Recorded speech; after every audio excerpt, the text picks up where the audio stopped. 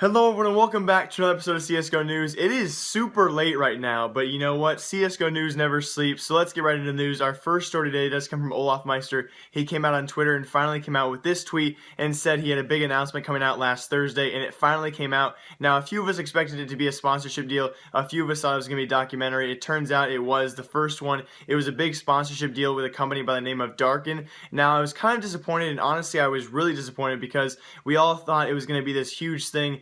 And it turned out that the movie they called it was just a 1 minute and 40-second video on their website, where most of the time it was just pitch black and you really couldn't see Olofmeister. A little clip here. And, you know, it's kind of disappointed, but in the same time, it was really exciting because it's a huge sponsorship deal, you know, for all these gamers that are getting signed with big companies. So congrats to Olofmeister for that sponsorship deal. I just wish the video was a little cooler, but still, really weird to see him on the website posing for clothes. I mean, that's just kind of weird. Like, us gamers are now models for clothes. Like, what if JW gets to model clothes?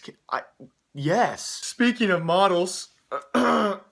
Also in the news, we have the head coach and in-game leader of FaZe Clan have a baby. Yes, FaZe Robban had a child, and it's just crazy to me. Again, like I said before, we see these CSGO guys, now they're getting a bunch of sponsorship deals, some of them modeling clothes, you know, shouting out Monster Gaming whenever possible, but now these gamers are also having kids, and to me it's just kind of a weird thing because sometime near in the future I'll have a little guy running around. But FaZe Robban, again, like I said before, he's also the current FaZe Clan head coach and in-game leader, and then he took a break from professional gaming. If you guys didn't know, he was also a former SK Gaming player and also an NIP player as well. So huge congrats to him. He's got a lot on his plate, and now he's got a little kid running around at events. That's got to be hectic. So huge congrats to him and FaZe Clan. Also in quick news, I wanted to shout out this little thing that was on CSGO Reddit. It was the huge growth of Tyloo. As you guys know, they did lose in the quarterfinals to NAVI in a 2-0 sweep. Kind of brutally, I'll touch on that later as I talk about the quarterfinal matches.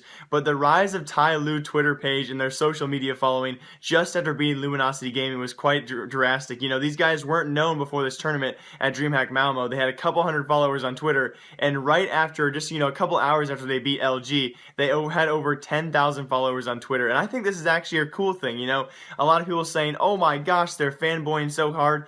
It's amazing because the CSGO community is so friendly, and we love new competition so much, and we're so inviting to that. So it was really cool to see that. And again, congrats to Tyloo for making it as far as they did. Of course, losing to the quarterfinals, they had to play NAVI, a really good team, so you can't really, you know, you can't shame them for that. So it's kind of funny how the CSGO community, yes, we do fanboy, but we're also really inviting and accepting of new teams. So it was cool to see that. Another quick news story came from McSkillet. He released this video just a couple hours ago, but for you guys, it'll be yesterday. A very, very cool video where he tries and trades up for a Dragon Lore. Yes, he tried to trade up for a Dragon Lore. I'm not going to tell you guys what happened. As you all know, it's a very expensive trade up. He was working a long time to actually gather supplies and the right skins to do this. So you guys should go check that video out. It's a huge and really fun video. So congrats to McSkillet. I guess kind of congrats. I'm not going to say what happens. Go check out that video. Also, like I said before, guys, it's super late here. I've been on the road all day. So here's a little footage from the road and what happened. And I will share more news stories afterwards. But I want to be more personal with you guys in CSGO News. So here's a little bit of the road trip. I had this banana that I bought, and it was just the biggest banana I have ever seen. You get that on the Serengeti? Oh my gosh, it's like a wildebeest. It's like the size of my seatbelt. Oh my gosh. Regular banana? I'm in a car. Yeah, it's super fun. Yeah, it's yeah. But anyway, here are the quarterfinal breakdowns. First off, like I said, kind of a predictable one because NAVI being so experienced. We did have NAVI take down Tyloo, the Chinese team that just kind of entered the scene out of nowhere in a 2-0 sweep quite convincingly. Those scores will be posted right here, of course. I would not really say I'm surprised by this, but again, they did take them out. Also, a big surprise to me, we had Godsent moving on, which is really, really cool because we do have Godsent versus Envious. I'll talk about that later in a few hours, but we do have Godsent taking down mousesports in the closest matchup of all four games we actually had today in a best-of-3 series. It actually went to the third game where mousesports barely lost 13-16. It was a very intense series, very, very fun to watch, and congrats to Godsent, a team that's really known for having ups and downs and coming back out of nowhere. That was absolutely crazy to see. Moving on to our next matchup, we had Team Envious, you know, the team that I've really been pulling for, but I actually did not think they'd beat Dignitas. Dignitas looked really good. Unfortunately, Dignitas actually lost in map number 1, I believe it was on Inferno. They blew I believe it was a 10-5 half lead. So Dignitas lost 2-0 to Envious. I'm really proud of Envious. Good for them, and hope to see them in the finals. You know, they have to make it past some hard teams though. So one more game to go for Envious. Really happy for them.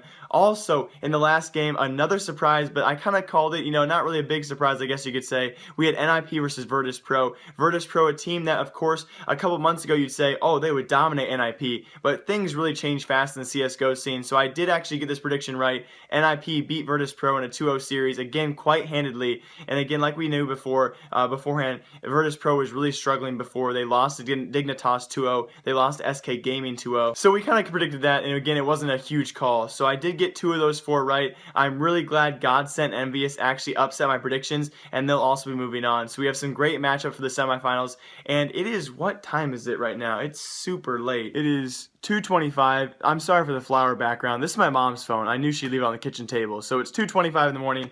I started this around 1:30.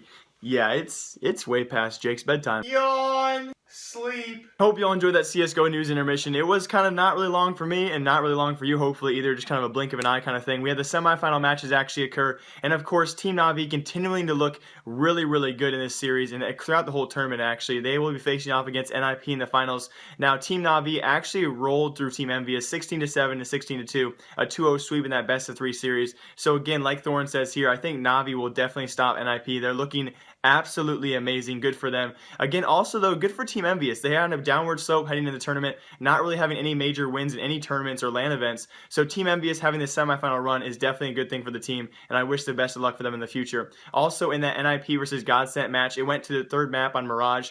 You know, you had NIP winning that 1st map, and you thought, oh my gosh, those 2-0 sweep them, then dropping that 2nd map, and it went all the way to the 3rd map on Mirage, and really, really sneakily going past Godsent. And again, I have to shout out Godsent. They had a lot of those players like Twist and Pronax, and all those other players that Pronax kind of brought up out of nowhere and made them actually have real names. You know, people know who they are now. Congrats to Godsent on that run as well. A very close series there, and it will be a NAVI NIP final, which I will be taking NAVI through because, again, NAVI looking unstoppable. Of course, I'll be cheering for NIP, but it should be a great grand final. Hello, everyone. I'm actually at my college dorm or apartment right now, and I don't have time. I have to go to a team meeting right before this grand final actually starts. So here's a little video of me back at home a few hours ago when I predicted who would actually win. As you guys know, early in the video, I said I'd be taking NAVI, but, you know, I changed my mind. I was yelling at my mom, and I told her this. So I hope you all enjoy. Mom, NIP won!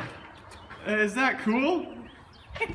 What? She's got no idea what's going on. So if I got it wrong, I'm so sorry, but that's going to be the title of the video. Hope you all enjoyed. I'll see you in a few days.